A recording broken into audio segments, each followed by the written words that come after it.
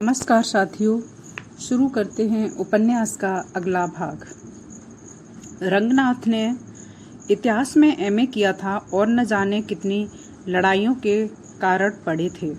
सिकंदर ने भारत पर कब्जा करने के लिए आक्रमण किया था। पुरु ने उसका कब्जा न होने पाए, इसीलिए प्रतिरोध किया था। इसी कारण लड़ाई हुई थी। अलाउद्दीन ने कहा था कि मैं पद्मिनी को लूँगा। राणा ने कहा कि मैं पद्मिनी को नहीं दूंगा, इसीलिए लड़ाई हुई थी। सभी लड़ाइयों की जड़ में यही बात थी। एक पक्ष कहता था लूँगा, दूसरा कहता था नहीं दूंगा। इसी पर लड़ाई होती थी। पर यहाँ लंगड़ कहता था धर्म से नकल लूँगा, बाबू कहता था धर्म से नकल दूंगा। फिर भी लड़ाई चल रही थी। रंगनाथ ने प्रिंसिपल साहब से एक ऐतिहासिक विपर्य का मतलब पूछा। उसके जवाब में उन्होंने अवधि में एक कहावत कही, जिसका शाब्दिक अर्थ था हाथी आते हैं, घोड़े जाते हैं, बेचारे ऊंट गोते खाते हैं। यह कहावत शायद किसी जिंदा अजायब घर पर कही गई थी, पर रंगनाथ इतना तो समझ ही गया था कि इशारा किसी सरकारी दफ्तर की लंबाई, चौड़ाई और गहराई की ओर है। फिर भी वह लंगड़ और नकल बाबू के बीच चलने वाले धर्म युद्ध की डिजाइन नहीं समझ पाया। उसने अपना सवाल और स्पष्ट रूप से प्रिंसिपल साहब के सामने पेश किया। उनकी ओर से क्लर्क बोला, ये गजहों के चोचले हैं, मुश्किल से समझ में आते हैं।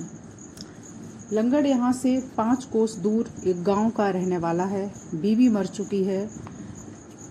लड़कों से यह नाराज है और उन्हें अपने लिए मरा हुआ समझ चुका है। भगत आदमी है। कबीर और दादू के भजन गाया करता था। गाते गाते थक गया तो बैठे ठाले एक दीवानी का मुकदमा दायर कर बैठा। मुकदमे के लिए एक पुराने फैसले की नकल चाहिए। उसके लिए पहले तहसील में दरख्वास्त दे दी। दरख्वास्त में कुछ कमी रह गई, इसलिए वह खारिज हो गई। पर इसने दूसरी दरख्वास्त दी। कुछ दिन हुए, यह तहसील में नकल लेने गया। नकलवीस चिड़ी मार निकला। उसने 5 रुपये मांगे। लंगड़ बोला कि रेट 2 रुपये का है। इसी पर बहस हो गई। 2-4 वकील वहाँ खड़े थे। उन्होंने पहले नकलवीस से कहा कि भाई 2 रुपये में ही मान जाओ, यह बेचारा लंगड़ा है, नकल लेकर तुम्हारे गुण गाएगा। पर वह अपनी बात से बराबर टिके रहे, बिल्कुल भी नहीं खिसके। एकदम से मर्द बन गया और बोला कि मर्द की बात एक होती है, जो कह दिया वही लूँगा। तब वकीलों ने लंगड़ को समझाया। बोले कि नकल बाबू भी घर गृहस्थीदार आदमी है, लड़कियां ब्याहनी हैं, इसलिए रेट बढ़ा दिया है, मान जाओ और 5 रुपये दे दो। पर वह भी ऐंठ गया। बोला कि अब यही होता है, तनख्वाह तो दारू कलिया पर खर्च करते हैं और लड़कियों को ब्याहने के लिए घूस लेते हैं। नकल बाबू बिगड़ गया। गुर्राकर बोला कि जाओ, हम इसी बात पर घूस नहीं लेंगे, जो कुछ करना होगा कायदे से करेंगे। वकीलों ने बहुत समझाया कि ऐसी बात न करो, लंगड़ भगत आदमी है, उसकी बात का बुरा न मानो। पर उसका गुस्सा एक बार चढ़ा तो फिर नहीं उतरा। सच तो यह है कि रंगनाथ बाबू कि लंगड़ ने गलत नहीं कहा था। इस देश में लड़कियां ब्याहना भी चोरी करने का बहाना हो गया है।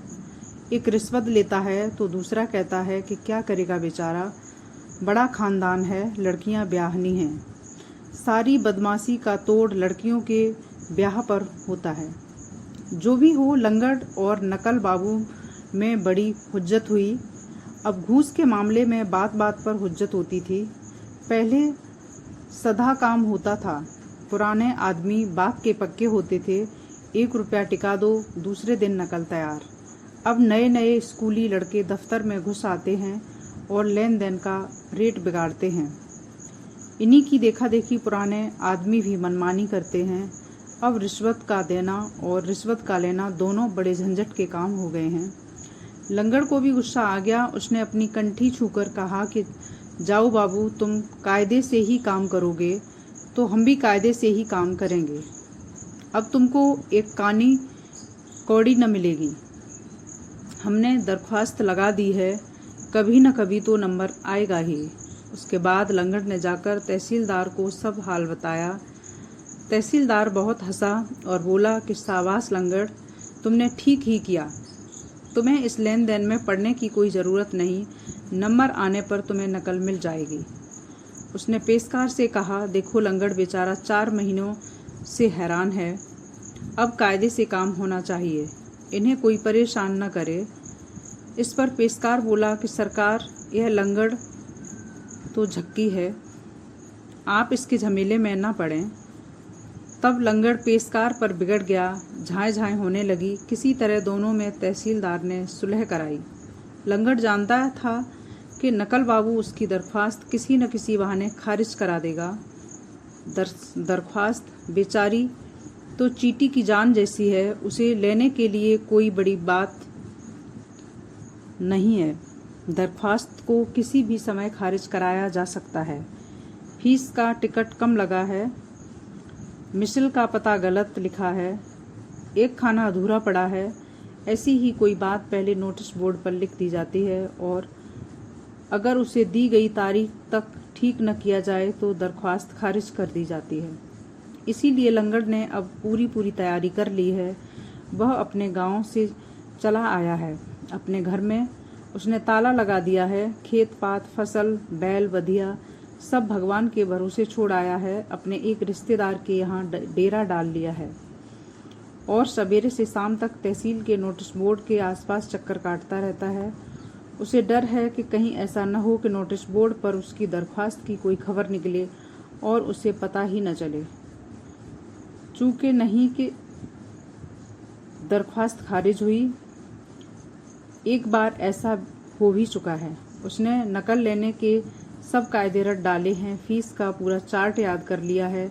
आदमी का जब कर्म फूटता है तभी उसे थाना कचहरी का मुंह देखना पड़ता है। लंगड़ का भी कर्म फूट गया है, पर इस बार जिस तरह से वह तहसील पर टूटा है उससे लगता है कि पट्टा नकल लेकर ही रहेगा। रंगनाथ ने अपने जीवन में अब तक काफ़ी बेवकूफ़ियाँ नहीं की थीं, इसलिए उसे अनुभवी नहीं कहा जा सकता। लंगड़ के इतिहास का उसके मन पर बड़ा ही गहरा प्रभाव पड़ा और वह भावुक हो गया। भावुक होते ही कुछ करना चाहिए कि भगवान उसका कुछ भला कर सकें। इसका जवाब उसके पास नहीं था। जो भी हो, भीतर ही भीतर जब बात बर्दाश्त के बाहर होने लगी तो उसने भुनभुनाकर कह ही दिया, यह सब बहुत गलत है, कुछ करना चाहिए। क्लर्क ने शिकारी कुत्ते की तरह झपटकर यह बात दबोच ली। बोला, क्या कर सकते हो रंगनाथ बाबू? कोई क्या कर सकता है? जिसके छिलता है उसी के चुनमुनाता है। लोग अपना ही दुख दर्द ढोलें, यही बहुत है। दूसरे का बोझा कौन उठा सकता है? अब तो वही है भैया कि तुम अपना दाद उधर से खुजलाओ, हम अपना इधर से खुजलाएं। क्लर्क चलने को उठ खड़ा हुआ। प्रिंसिपल ने चारों ओर निगाह दौड़ाकर कहा, बद्री भैया दिखाई नहीं पड़ रहे। वैद्य जी ने कहा, एक रिश्तेदार डकैती में फंस गए हैं, पुलिस की लीला अपरंपार है, जानते ही हो बद्री वहीं गया है, आज लौट रहा होगा। सनीचर चौखट के पास बैठा था, मुंह से सीटी जैसे बजाते हुए बोला, जब तक नहीं आते तभी तक भला है। प्रिंसिपल साहब भंग पीकर अब तक भूल चुके थे कि आराम हराम है। एक बड़ा सा तकिया अपनी ओर खींचकर बेइत्मीनान से बैठ गए और बोले, बात क्या है? सनीचर ने बहुत धीरे से कहा, कोऑपरेटिव यूनियन में गबन हो गया है। बद्री भैया सुनेंगे तो सुपरवाइजर को खा जाएंगे। प्रिंसिपल आतंकित हो गए। उसी तरह फुसफुसाकर बोले, ऐसी बात है? सनीचर ने सिर झुकाकर कुछ कहना शुरू कर दिया। वार्तालाप की यह वही अखिल भारतीय शैली थी जिसे पारसी थिएटरों ने अमर बना दिया था। इसके सहारे एक आदमी दूसरे से कुछ कहता है और वहीं पर खड़े हुए तीसरे आदमी को कानों कान खबर नहीं होती। यह दूसरी बात है कि 100 गज की दूरी तक फैले हुए दर्शकगण उस बात को अच्छी तरह सुनकर समझ लेते हैं और पूरे जनसमुदाय में स्टेज पर खड़े हुए दूसरे आदमी को छोड़कर सभी लोग जान लेते हैं कि आगे क्या होने वाला है। संक्षेप में बात को गुप्त रखने की इस हमारी परंपरागत शैली को अपनाकर शनिचर ने प्रिंसिपल साहब को कुछ बताना शुरू किया, पर वैद्य जी कड़क कर बोले, क्या स्त्रियों की भांति फुसफुसा रहे हो? कोऑपरेटिव में गबन हो गया तो कौन सी बड़ी बात हो गई? कौन सी यूनियन है जिसमें ऐसा कुछ न हुआ हो? कुछ रुककर वे समझाने के ढंग पर बोले, हमारी यूनियन में गबन नहीं हुआ था, इस कारण लोग हमें संदेह की दृष्टि से देखते थे। अब तो हम कह सकते हैं कि हम सच्चे आदमी हैं। गबन हुआ है और हमने छिपाया नहीं है। जैसा है वैसा हमने बता दिया था। सांस खींचकर उन्होंने बात समाप्त की। चलो अच्छा हुआ, एक कांटा निकल गया, चिंता मिटी।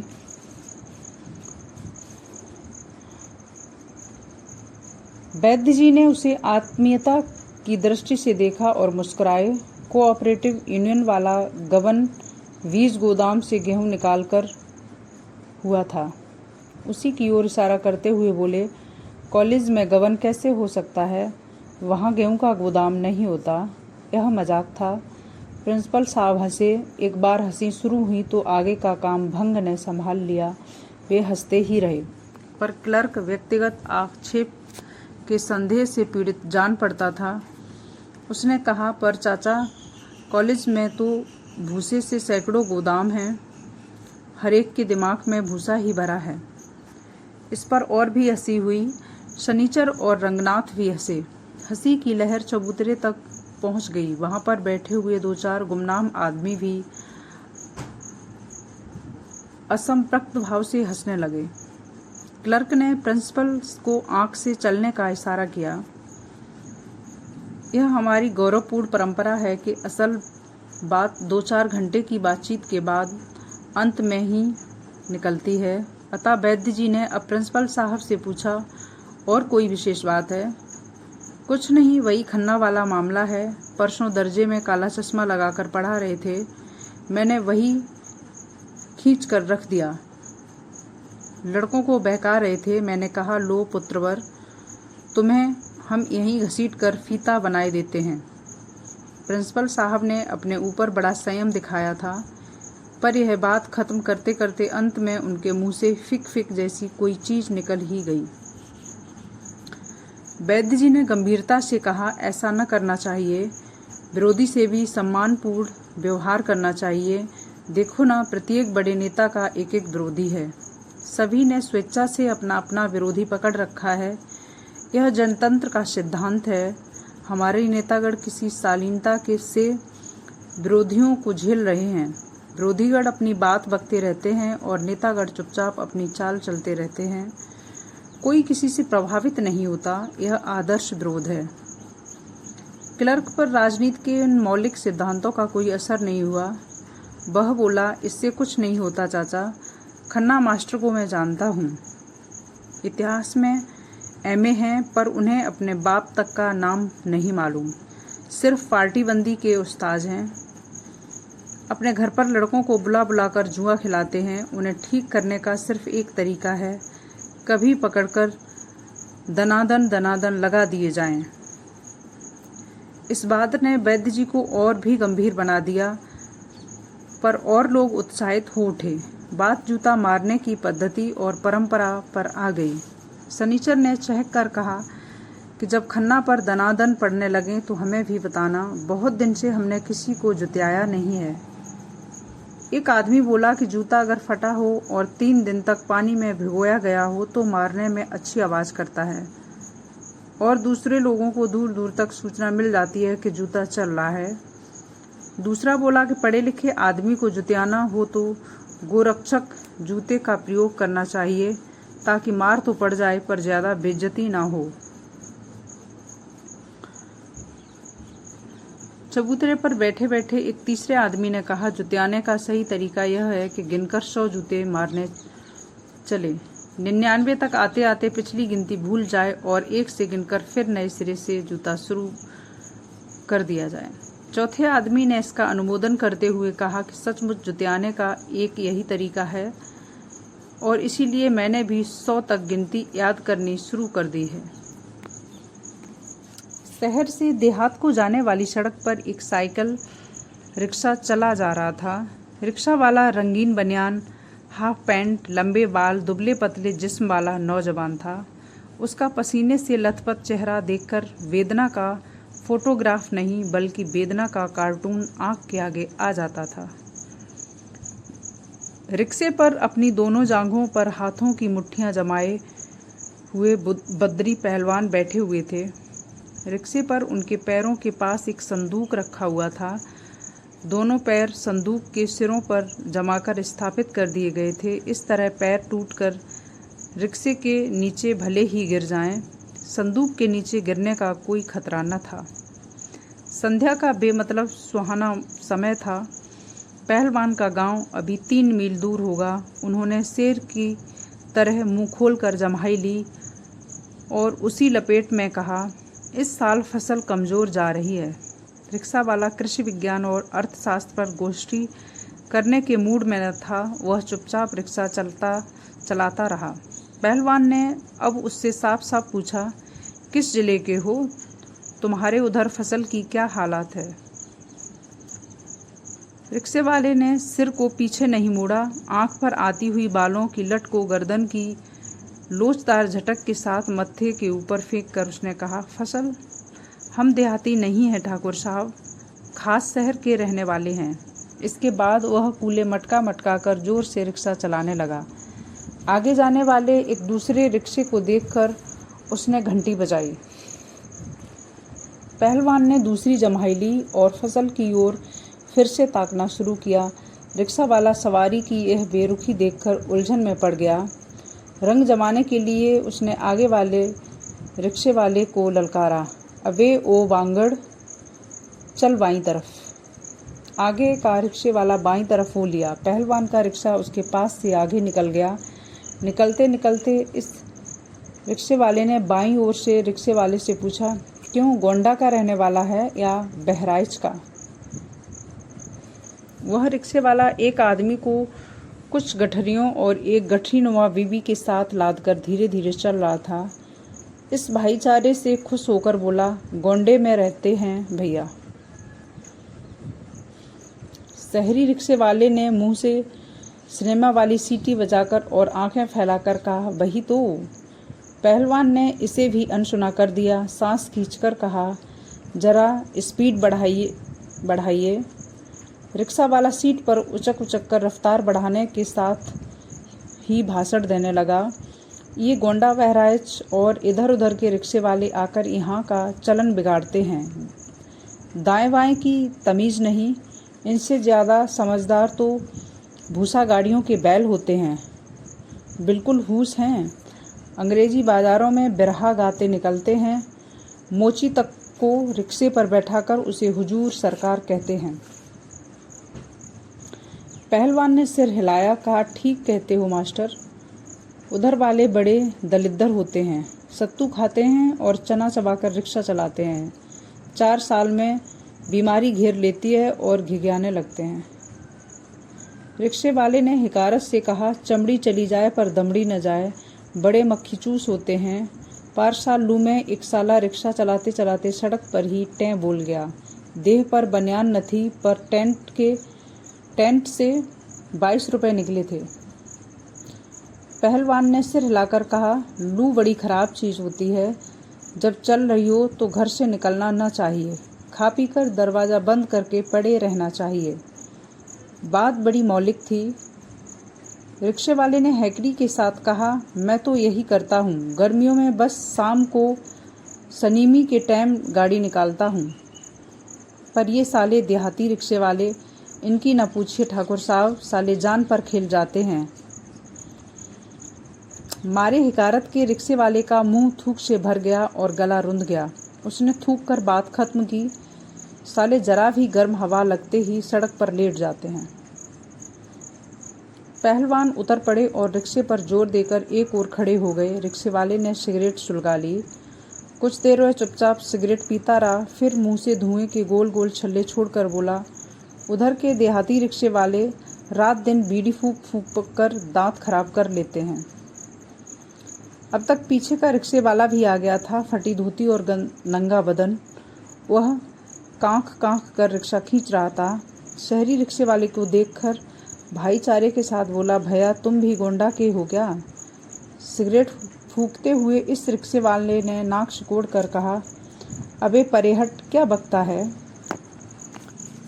वह रिक्शा वाला खिर खिर करता हुआ आगे निकल गया। आज के भावुकतापूर्ण कथाकारों में न जाने किससे सीख कर बार बार कहा है कि दुख मनुष्य को मांझता है। बात कुल इतनी नहीं है। सच तो यह है कि दुख मनुष्य को पहले खींचता है, फिर खींच कर निचोड़ता है और निचोड़ कर उसके चेहरे को घुग्गू जैसा बनाकर उस पर दो चार काली सफ़ेद लकीरें खींच देता है। फिर उसे सड़क पर लंबे लंबे डगों से टहलने के लिए छोड़ देता है। दुख इंसान के साथ यही करता है और उसने गोंडा के रिक्शे वाले के साथ भी यही किया था, पर शहरी रिक्शे वाले पर इसका कोई असर नहीं हुआ। सिगरेट फेंककर उसकी ओर बिना कोई ध्यान दिए उसने अपना रिक्शा तेजी से आगे बढ़ाया। दूसरा भाषण शुरू हुआ। अपना असूल तो यह है ठाकुर साहब कि चोखा काम चोखा दाम। 8 आने कहकर 7 आने पर तोड़ नहीं करते। जो कह दिया सो कह दिया। एक बार एक साहब मेरी पीठ पर बैठे बैठे घर के हालचाल पूछने लगे। बोले, सरकार ने तुम्हारी हालत खराब कर दी है, रिक्शे पर रोक नहीं लगाती। कितनी बुरी बात है कि आदमी पर आदमी चढ़ता है। मैंने कहा, दो मत चढ़ो। वे कहने लगे, मैं तो इसलिए चढ़ता हूँ कि लोग अगर रिक्शे का बाइकाट कर दें तो रिक्शे वाले भूखों मर जाएंगे। उसके बाद वे फिर रिक्शे वालों के नाम पर रोते रहे। बहुत रोते जाते थे और सरकार को गाली भी देते थे। कहते थे, तुम यूनियन बनाओ, मोटर रिक्शे वालों की मांग करो। मगर ठाकुर साहब, हमने भी कहा कि बेटा झाड़े रहो, चाहे कितना रो, हमारे लिए किराए की अठन्नी में एक पाई कम नहीं करूँगा। पहलवान ने आंखें बंद कर ली थीं। जम्हाई लेकर बोले, कुछ सिनेमा का गाना वाना भी गाते हो कि बातें झलते रहोगे? रिक्शे वाले ने कहा, यहाँ तो ठाकुर साहब 2 ही बातें हैं, रोज सिनेमा देखना और फटाफट सिगरेट पीना। गाना भी सुना देता पर इस वक्त गला खराब है। पहलवान हंसे, तब फिर क्या, शहर का नाम डुबोए हो? रिक्शा वाला इस अपमान को शालीनता के साथ हजम कर गया। फिर कुछ सोचकर उसने धीरे धीरे से लारी लप्पा की धुन निकालनी शुरू कर दी। पहलवान ने उधर ध्यान नहीं दिया। उसने सवारी की तबीयत को गिरा देखकर फिर बात शुरू की। हमारे भाई भी रिक्शा चलाते हैं, पर सिर्फ खास मोहल्लों की सवारियां ढोते हैं। एक सुल्तानपुरी रिक्शे वाले को उन्होंने 2-4 दाव सिखाए तो वह रोने लगा। हमने कहा कि भैया बंद करो, गधे की दुल्की चलाकर घोड़ा न बनाओ। सिपालगंज नज़दीक आ रहा था। उन्होंने रिक्शे वाले को सनद जैसी देते हुए कहा, तुम आदमी बहुत ठीक हो, सबको मुंह न लगना चाहिए, तुम्हारा तरीका पक्का है। फिर वे कुछ सोचकर बोले, पर तुम्हारी तंदुरुस्ती कुछ ढीली ढाली है, कुछ महीने दंड बैठक लगा डालो, फिर देखो क्या होता है। उससे क्या होगा? रिक्शे वाले ने कहा, मैं भी पहलवान हो जाऊंगा, पर अब पहलवानी में क्या रखा है? लड़ाई में जब ऊपर से बम गिरता है तो नीचे पड़े पड़े पहलवान ढेर हो जाते हैं। हाथ में तमंचा हो तो पहलवान हुए तो हुए और न हुए तो क्या। कुछ रुककर रिक्शे वाले ने इत्मीनान से कहा, पहलवानी तो अब देहात में ही चलती है ठाकुर साहब, हमारे उधर तो अब छुरेबाजी का जोर है।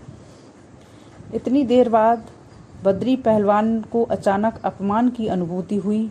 हाथ बांधकर उन्होंने रिक्शे वाले की बनियान चुटकी से पकड़कर खींची और कहा, अबे घंटे भर से यह ठाकुर साहब क्या लगा रखा है, जानता नहीं मैं बामन हूँ। यह सुनकर रिक्शे वाला पहले तो चौंका, पर बाद में उसने सर्वोदयी भाव ग्रहण कर लिया। कोई बात नहीं पंडित जी, कोई बात नहीं, कहकर वह सड़क के किनारे प्रकृति की शोभा निहारने लगा। रामाधीन का पूरा नाम बाबू रामाधीन भीमखेड़वी था। भीमखेड़ा सिपालगंज से मिला हुआ एक गांव था, जो अब यूनानो मिस्र रोमा की तरह जहान से मिट चुका था। यानी वह मिटा नहीं था, सिर्फ सिपालगंज वाले बेवकूफ़ी के मारे उसे मिटा हुआ समझते थे। भीमखेड़ा आज भी कुछ झोपड़ियों में, माल विभाग के कागजात में और बाबू रामाधीन की पुरानी शायरी में सुरक्षित था। बचपन में बाबू रामाधीन भीमखेड़ा गांव से निकलकर रेल की पटरी पकड़े हुए शहर तक पहुंचे थे। वहां से किसी भी ट्रेन में बैठने की योजना बनाकर वे बिना किसी योजना के कलकत्ते में पहुंच गए। कलकत्ते में उन्होंने पहले एक व्यापारी के यहाँ चिट्ठी ले जाने का काम किया, फिर माल ले जाने का। बाद में उन्होंने उसके साझे में कारोबार करना शुरू कर दिया। अंत में वे पूरे कारोबार के मालिक हो गए। कारोबार अफीम का था। कच्ची अफीम पश्चिम से आती थी। उसे कई ढंगों से कलकत्ते में ही बड़े व्यापारियों के यहाँ पहुँचाने की आदत उनके हाथ में थी। वहाँ से देश से बाहर भेजने का काम भी वे हाथ में ले सकते थे, पर वे महत्वाकांक्षी न थे। अपनी आड़त का काम वे चुपचाप करते थे और बचे समय में पश्चिम के जिलों से आने वाले लोगों की सोहबत कर लेते थे। वहाँ वे अपने क्षेत्र के आदमियों में काफ़ी मशहूर थे। लोग उनकी अशिक्षा की तारीफ करते थे और उनका नाम लेकर समझाने की कोशिश करते थे कि अकबर आदि अशिक्षित बादशाहों ने किस खूबी से हुकूमत चलाई होगी। अफीम के कारोबार में अच्छा पैसा आता था और दूसरे व्यापारियों से इसमें ज़्यादा स्पर्धा भी नहीं रखनी पड़ती थी। इस व्यापार में सिर्फ एक छोटी सी यही खराबी थी कि यह कानून के खिलाफ पड़ता था। इस व्यापार में सिर्फ बाबू रामाधीन अपने दोस्तों में कहते थे, इस बारे में मैं क्या कर सकता हूँ, कानून मुझसे पूछकर तो बनाया नहीं गया था। जब रामाधीन अफीम कानूनन के अंतर्गत गिरफ्तार होकर मजिस्ट्रेट के सामने पेश हुए तो वहाँ भी उन्होंने यही रवैया अपनाया। उन्होंने अंग्रेजी कानून की निंदा करते हुए महात्मा गांधी का हवाला दिया और यह बताने की कोशिश की कि विदेशी कानून मनमाने ढंग से बनाए गए हैं और हर एक छोटी सी बात को जुर्म का नाम दे दिया गया। उन्होंने कहा, जनाब, अफीम एक पौधे से पैदा होती है। पौधा उगता है तो उसमें खूबसूरत से सफ़ेद फूल खिलते हैं। अंग्रेजी साहब लोग बंगले पर लगाते हैं। उस फूल की एक तीसरी किस्म भी होती है जिसे डबल पॉपी कहते हैं। हुजूर, ये सब फूल पत्तों की बातें हैं, इनसे जुर्म का क्या सरोकार।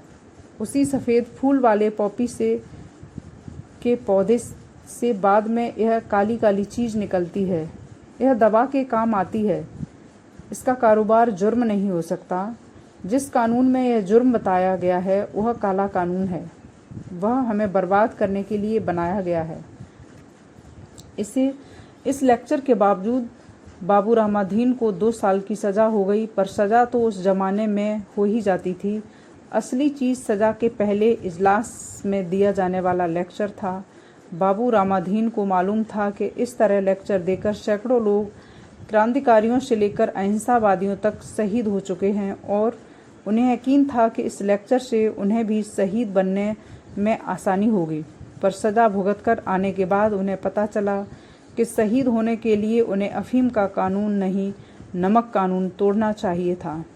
कुछ दिन कलकत्ते में घूम फिरकर उन्होंने देख लिया कि वे बाजार में उखड़ चुके हैं। अफसोस में उन्होंने एकाध शेर कहे।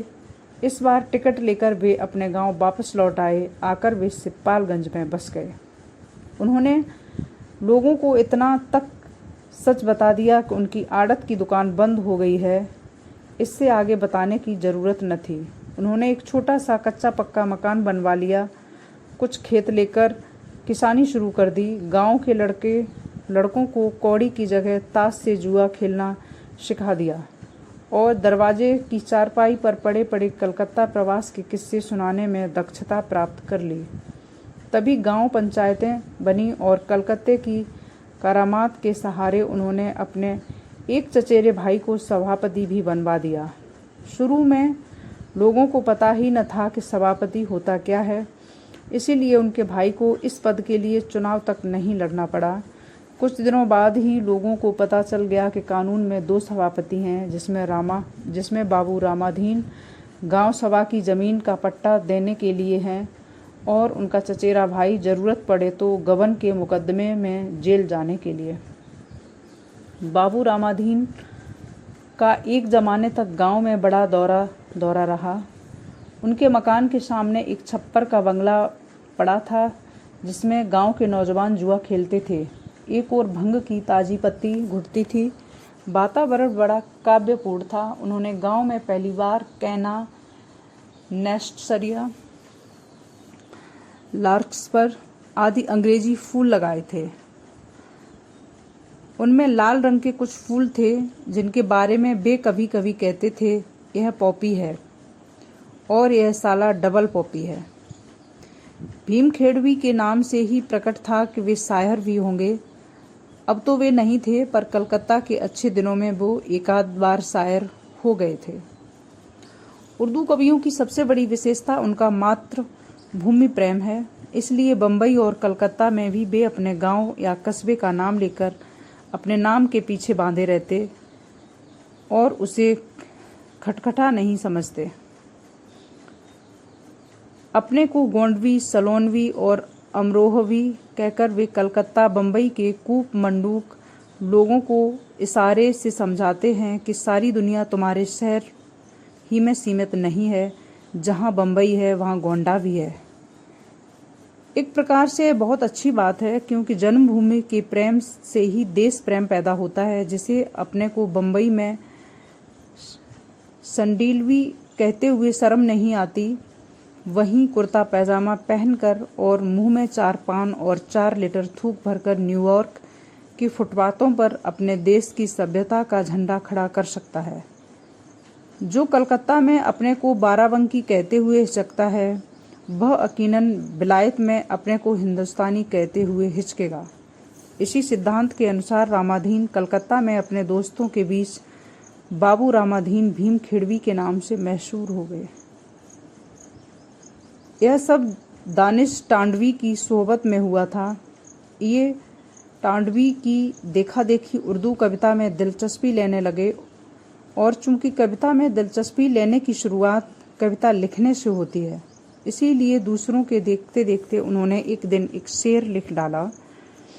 जब उसे टांडवी साहब ने सुना तो जैसा कि एक शायर को दूसरे शायर के लिए कहना चाहिए, कहा, अच्छा शेर कहा है। रामाधीन ने कहा, मैंने तो शेर लिखा है, कहा नहीं है। वे बोले, गलत बात, शेर लिखा नहीं जा सकता, पर मैं तो लिख चुका हूँ। नहीं, तुमने शेर कहा है, शेर कहा जाता है, यही मुहावरा है। उन्होंने रामाधीन को शेर कहने की कुछ आवश्यक तरकीबें समझाईं। उनमें एक यह भी थी कि शायरी मुहावरों के हिसाब से होती है, मुहावरा शायरी के हिसाब से नहीं होता। दूसरी बात शायर के उपनाम की है। टांडवी ने उन्हें सुझाया कि तुम अपना उपनाम ईमान सिपालगंजी रखो, पर ईमान से तो उन्हें यह एतराज़ था कि उन्हें इसका मतलब नहीं मालूम। सिपालगंजी इसलिए खारिज हुआ कि उनके असली गांव का नाम भीमखेड़ा था, और उपनाम से ही उन्हें इसलिए एतराज़ हुआ कि अफीम के कारोबार में उनके कई उपनाम चलते थे। उन्हें कोई नया उपनाम पालने का शौक न था। परिणाम यह हुआ कि शायरी के क्षेत्र में बाबू रामाधीन भीखमखेड़वी बनकर रह गए। कलूटी लड़कियां हर शाम मुझको छेड़ जाती हैं, इस मिसरे से शुरू होने वाली एक कविता उन्होंने अफीम की डिबियों पर लिखी थी। पर शायरी की बात सिर्फ दानिश टांडवी की सोहबत तक ही रही। जेल जाने पर उनसे आशा की जाती थी कि दूसरे महान साहित्यकारों और कवियों की तरह अपने जेल जीवन के दिनों में वे अपनी कोई महान कलाकृति रचेंगे और बाद में एक लंबी भूमिका के साथ उसे जनता को पेश करेंगे। पर वे 2 साल जेल के खाने की शिकायत और कैदियों की हंसी मजाक करने, वार्डरों कोई गलतियां सुनाने और भविष्य के सपने देखने में बीत गए।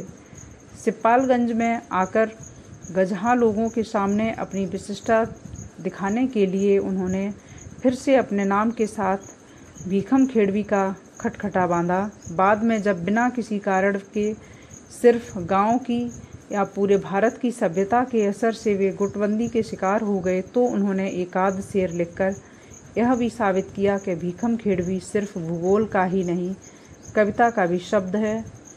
कुछ दिन हुए, बद्री पहलवान ने सिपालगंज से 10 मील आगे एक दूसरे गांव में आटा चक्की की मशीन लगाई थी। चक्की ठाठ से चली और वैद्य जी के विरोधियों ने कहना शुरू किया कि उसका संबंध कॉलेज के बजट से है। इस जनभावना को रामाधीन ने अपनी इस अमर कविता द्वारा प्रकट किया। क्या करिश्मा है ये रामाधीन भीखम खेड़वी। खोलने कॉलेज चले, आटे की चक्की खुल गई। गांव के बाहर बद्री पहलवान का किसी ने रिक्शा रोका। कुछ अंधेरा हो गया था और रोकने वाले का चेहरा दूर से साफ नहीं दिख रहा था। बद्री पहलवान ने कहा, कौन है वे? अबे तबे न करो पहलवान, मैं हूँ रामाधीन। Thank you. आज के लिए बस इतना ही।